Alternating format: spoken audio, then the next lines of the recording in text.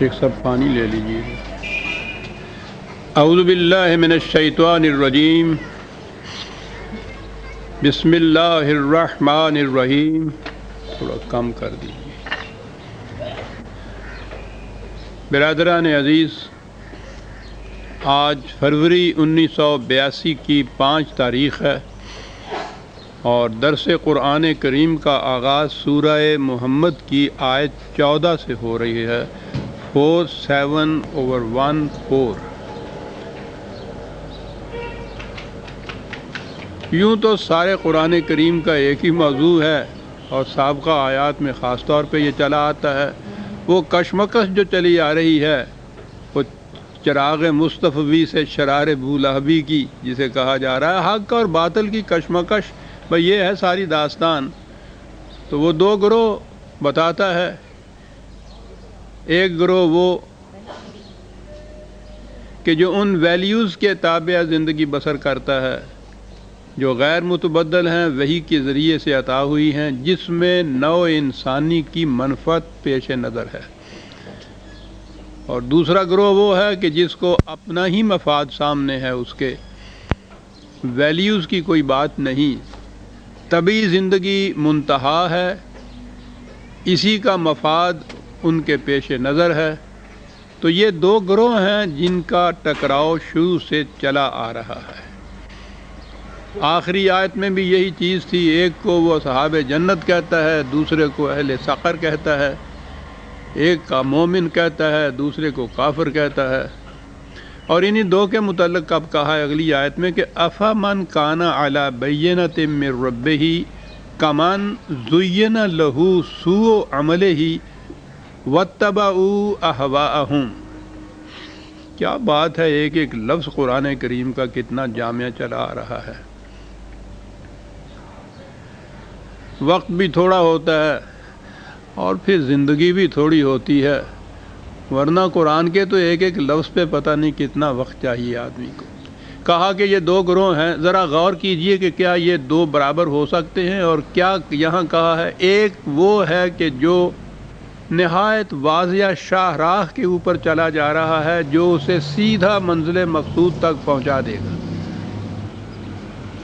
کسی قسم کا الجھاؤ نہیں، فریب خوردگی نہیں، غلط فہمی نہیں، فریب دہی نہیں. صاف واضح راستہ منزل تک پہنچانے والا. دوسرا گروہ ہے کہ جسے اس کے غلط کام صحیح بن کر دکھائی دیتے ہیں، برائی بھلائی بن کر دکھائی دیتی ہے. یعنی یہ عجیب چیز ہے خود فریبی کی کہ اسے غلط کام اچھے بن کر دکھائی دیتے ہیں، بلکہ مزین نظر آتے ہیں، خوشنما نظر آتے ہیں. یہ کون سا طبقہ ہے؟ کھلے بندوں جو لوگ خلاف ورزیاں کرتے ہیں ان قوانین کی، ان اقدار کی، وہ اس خود فریبی میں مبتلا نہیں ہوتے. وہ دھڑلے سے یہ سب کچھ کرتے ہیں کہ ٹھیک ہے ہم نہیں مانتے، ہم وہی کچھ کریں گے جو ہمارا دل چاہے گا. انہیں سوء عمل ان کا جو ہے، بری بات بھلائی بن کے دکھائی نہیں دیتی. بھلائی انہیں بن کے دکھائی دیتی ہے کہ جو چیزیں تو غلط ہوتی ہیں لیکن اس خود فریبی میں مبتلا ہوتے ہیں کہ یہ بالکل صحیح کام ہے، مذہب کا کام ہے، اسلام کا کام ہے، دین کا کام ہے، نیکی کا کام ہے، اور وہ اس خود فریبی میں مبتلا رہتے ہیں. زُیّنَ لَہُ سُوءُ عَمَلِهِ. در حقیقت وہ کام تو برائی کا ہوتا ہے لیکن انہیں مزین بن کے دکھائی دیتا ہے کہ بہت اچھا کام ہے. یہ صورت کیسے پیدا ہوتی ہے؟ کہا وَاتَّبَعُوا أَهْوَاءَهُمْ. جو شخص یہ جسے ہم نے اقدار کہا ہے، ویلیوز کہا ہے، وحی کی رہنمائی کہا ہے، وہ خارج سے ملتی ہے، باہر سے ملتی ہے. اس میں کسی قسم کی خود فریبی نہیں ہوتی. چوراہے پہ وہ جو بتی جلتی ہے، وہ جو سرخ اور سبز جو ہوتی ہے، وہ خارج میں ہوتی ہے. وہ ہر ایک کو پتہ ہے کہ یہ سرخ بتی ہے، اس میں رکنا ہے، سبز ہے آگے بڑھنا ہے، اور اگر یہ صورت نہ ہو، خارج سے روشنی نہ ملے، انڈیکیشن نہ ملے، رہنمائی نہ ملے، خود ہی فیصلہ کرنا ہو، تو پھر اپنی اپنی خواہشات، اپنے اپنے مفاد کے مطابق فیصلے ہوتے ہیں۔ کہا جب کیفیت یہ ہو جائے انسانوں کی کہ ہر شخص اپنے مفاد کے مطابق قدم اٹھائے، تو ظاہر ہے کہ وہ اپنے نقصان کے لیے تو کبھی نہیں قدم اٹھائے گا۔ بذام خیش وہ یہی سمجھے گا کہ یہ فائدے کی چیز ہے، خود جو فیصلہ کیا، لیکن اس نے کہا ہے کہ یہ بات ہر انسان کے اپنے فیصلہ کرنے کی نہیں ہے، انسان کے فیصلوں پہ اس کے جذبات جو ہیں وہ محیط ہوتے ہیں، حاوی ہوتے ہیں، یا کم از کم انہیں متاثر کر دیتے ہیں۔ اور یہ چیز اس طرح سے انکانشس مائنڈ جسے آپ کہتے ہیں، غیر شعوری طور پر انسان کے اندر سے یہ چیز ایسے ہوتی ہے کہ شعوری طور پہ اسے معلوم ہی نہیں ہوتا کہ میں یہ غلط کام کر رہا ہوں۔ یہ مذہب کے نام کے اوپر دنیا میں جو کچھ ہو رہا ہے، ہوتا چلا آ رہا ہے۔ حیرت ہے کہ جو لوگ تو مانتے ہی نہیں ہیں، ان کو باہر کھڑے ہوئے آبجیکٹیولی دیکھتے ہیں، وہ تو یہ سمجھ جاتے ہیں کہ صاحب کس قدر یہ خراب کام ہے جو کیا جا رہا ہے۔ لیکن یہ جو اس غلط فہمی میں مبتلا ہوتے ہیں مذہب کے نام کے اوپر، انہیں یہ چیز نظر ہی نہیں آتی۔ معاف رکھیے گا، وہ غلط فہمی میں مبتلا ہوتے ہیں، انہیں مزین بن کے وہ چیز دکھائی دیتی ہے۔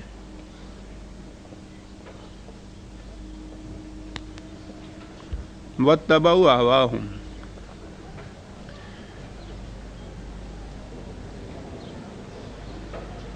جو کچھ ہے فی الحقیقت ویسا نظر آ جانا اس کا، یہ بڑی چیز ہے کہ خود فریبی میں مبتلا نہ رہے۔ ایک روایت ہے جسے منسوب کیا جاتا ہے نبی اکرم صلی اللہ علیہ وسلم کی طرف، اور میں سمجھتا ہوں کہ وہ صحیح ہو سکتی ہے، بڑی اہم چیز ہے۔ فرمایا کہ دعا ہے یہ کہ اللہم ارنا حقائق الاشیاء کما ہی، یا اللہ مجھے ہر شے کی حقیقت کو جیسی وہ فی الحقیقت ہے صلاحیت دے کہ میں وہ دیکھ سکوں کہ وہ فی الحقیقت کیسے ہے۔ بڑی چیز ہے یہ، فریب نگاہ نہ ہو اس کے اندر، رنگین چشمے سے نہ دیکھا جائے، جیسے وہ ہے ویسی نظر آئے مجھے، تو ویسی تو نظر آئے گی۔ اگر آبجیکٹیولی کوئی چیز روشنی ہوگی، اس کی روشنی میں آپ دیکھیں گے تو ویسے نظر آئے گی۔ سورج کی روشنی میں تو سانپ سانپ نظر آتا ہے، رسی رسی نظر آتی ہے۔ رات کی تاریکی میں تو آپ اس غلط فہمی میں مبتلا ہو سکتے ہیں کہ سانپ کو رسی سمجھ لیں یا رسی کو سانپ سمجھ لیں۔ خارج سے روشنی کی ضرورت ہے، اور وحی کی ضرورت یہی ہے کہ پھر انسان اپنے جذبات کا اتباع کرنے کی بجائے وہ جو خارج سے وحی کی رہنمائی ملتی ہے اس کے پیچھے چلتا ہے۔ وہاں وہ سانپ سانپ نظر آتا ہے، رسی رسی نظر آتی ہے، دھوکہ نہیں کھاتا۔ دین میں انسان دھوکہ نہیں کھاتا، کیونکہ وحی خداوندی کی روشنی میں وہ چلتا ہے۔ مذہب میں سب سے زیادہ خود فریبی میں مبتلا ہوتا ہے انسان کہ وہ دیانت داری سے، جسے کہتے ہیں ایمانداری سے، نیک نیتی سے سمجھتا ہے کہ میں بالکل صحیح کام کر رہا ہوں، اور وہ غلط ہوتا ہے۔ اس کا فیصلہ کیسے ہوتا ہے؟ وہی خارج سے وحی کی روشنی میں پرکھ کے دیکھیے، وہ بتائے گا کہ صحیح کیا ہے اور غلط کیا ہے۔ معلوم نہیں، مجھے یاد پڑتا ہے کہ میں نے اتباع اور اطاعت کا فرق بتایا تھا، لیکن کوئی بات نہیں، یہ تو بار بار بات آتی ہے، اور بڑی اہم چیز ہے عزیزان مان، بڑی اہم چیز ہے۔